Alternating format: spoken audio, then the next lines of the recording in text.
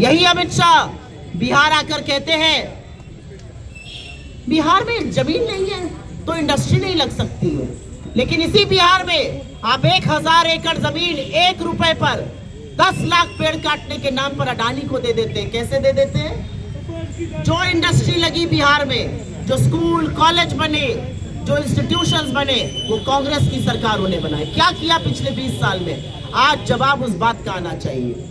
हमारी कुछ योजनाएं हैं और उस पर हम जरूर चर्चा करेंगे, लेकिन उसके पहले मैं ये बोलना चाहती हूँ कि कांग्रेस की, राहुल जी की, तेजस्वी जी की, मुकेश सैनी जी की, हमारे लेफ्ट के साथियों की एक सोच है बिहार को लेकर कि बिहार को अगर आगे बढ़ाना है तो बिहार को रोजगार यहाँ देना पड़ेगा, इंडस्ट्री यहाँ लगानी पड़ेगी, खेतीहर मजदूरों और किसानों का भला यहाँ करना पड़ेगा, महिलाओं के हाथ में पैसा यहाँ डालना पड़ेगा। चुनाव मुहाने पर आया तो आप झुंझुना लेकर आ गए। आप महिलाओं को 10,000 रुपए दे रहे हैं, लेकिन बिहार की महिलाएं बड़ी जागरूक है। ये बिहार की महिलाएं हैं जो सब जानती और सब समझती है, और वो खुलकर कह रही हैं अगर हमारे रोजगार की ही बात थी तो 20 साल में क्यों नहीं किया। हम तो कहते हैं पैसा भी रखो और वोट भी मत दो, क्योंकि वो जानती है कि इन्हीं की महाराष्ट्र सरकार को डबल करना था लाडकी बहना, 25 लाख महिलाओं को निकाल दिया उस योजना से। दिल्ली में लागू ही नहीं हुई। अभिषेक दत्त दिल्ली से पूछिए इनसे। मध्य प्रदेश में डबल होनी थी, एक नया पैसा नहीं बढ़ा, महिलाएं निकाल देती जा रही योजनाओं से। हमारी योजना है कि महिलाओं को 2500 रुपए उनके खाते में माई बहन योजना के तहत डाला जाए, हर परिवार में एक सरकारी नौकरी दी जाए, और ये हो सकता है। और आप में से कुछ जरूर इस पर सवाल पूछेंगे, उसका मैं जवाब दूंगी। हमारी योजना है कि MSP दिया जाए। हमारी योजना है कि पलायन को रोकने के लिए यहाँ पर रोजगार बने। हमारी अति पिछड़े और महादलितों को लेकर योजना है। और जब राहुल जी और मुकेश सैनी जी कल एक पोखरा तालाब, जो यहाँ पे हमारे यूपी में उसको पोखरा कहते हैं, यहाँ पर पोखर कहते हैं शायद, जब वो उतरते हैं तो वो मछली पकड़ने नहीं उतरे, वो ये संदेश देने उतरे कि इस देश की आबादी चाहे तालाब में हो, वो मछुआरे हो जो जीवन यापन वहां कर रहे हैं, हम उनके साथ उस पानी में भी खड़े हैं। वो मोदी जी की तरह बिस्लरी का तालाब नहीं बनवा रहे हैं दिल्ली में छठ महापर्व के लिए, वो यहाँ पर मछुआरों के साथ उस तालाब में एक साथ छलांग मारते हैं। और अब मैं सुपौल पे बात करना चाहती हूँ। बिहार का नवीनतम जिला कितनी उम्मीदों, कितनी आशाओं से बना था। एक व्यक्ति को लगातार जिताया जा रहा है, उसको जदयू अपना विश्वकर्मा कहती है। सवाल इस बात का है कि इन विश्वकर्मा महोदय ने कितने कॉलेजेस बनाए, कितने इंस्टीट्यूशन बनाए, कितने महिलाओं के लिए स्कूल कॉलेज बने, क्या बना रहे हैं। असलियत ये है कि चाहे वो लखन चौधरी जी हो, चाहे ललित नारायण मिश्रा जी हो, जो इंडस्ट्री बनी, जो उद्योग लगे, वो उनके लगाए हुए। क्या किया इन विश्वकर्मा जी ने, जिनको जदयू अपना विश्वकर्मा कहती है?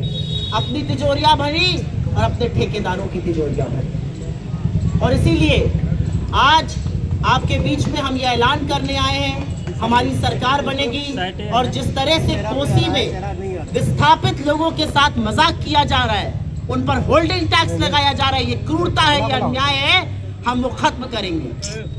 और हम किसी भी कीमत पर ये होने नहीं देंगे। हम होल्डिंग टैक्स को खत्म करेंगे और कोसी पुनर्वास भूमि को टैक्स मुक्त घोषित करेंगे। स्मार्ट मीटर के नाम पर जो लोगों को ठगा जा रहा है, और प्राइवेट बिजली वालों को बिजली का प्लांट लगाना है सरकार को, कुछ सालों बाद पता चलता है वो लगाएंगे अडानी। क्यों लगाएंगे भाई? प्राइवेट बिजली से जो लूटा जा रहा है वो लूट बंद करेंगे, 200 यूनिट बिजली की मुफ्त देंगे। बाढ़ प्रभावित क्षेत्र, असलियत यह है कि बिहार के साथ, जब बिहार 70% बाढ़ ग्रसित था, तब आपके वोट के साथ खिलवाड़ किया जा रहा था।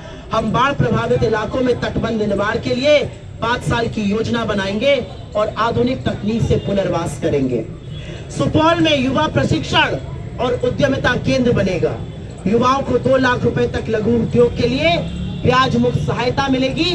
और ये काफी सारी चीजें जो हम कह रहे हैं, ये हमने कर्नाटका में, तेलंगाना में, हिमाचल में, राजस्थान में, छत्तीसगढ़ में करके दिखाई है, और इसका फायदा भी है। अभिषेक भाई प्रभारी हैं, सचिव कर्नाटका के, उनसे पूछिए कैसे महिलाओं के हाथ में जब पैसा आया शक्ति योजना से या गृह लक्ष्मी से, उन्होंने छोटे छोटे उद्योग बनाए, अपने परिवार की शिक्षा का, अपने परिवार के स्वास्थ्य का मान बढ़ाया। किसानों को एमएसपी पर अधिक दाम मिलेगा, किसान हाट की स्थापना होगी, भूमिहीन दलितों और झुग्गीवासियों को जमीन का अधिकार मिलेगा और बेहतर आधारभूत सुविधाएं मिलेंगी। ये प्रेस कॉन्फ्रेंस खत्म करने से पहले यहाँ से कुछ ही दूर पर, कुछ ही फलांग पर रेलवे ओवरब्रिज 2022 में बन जाना था।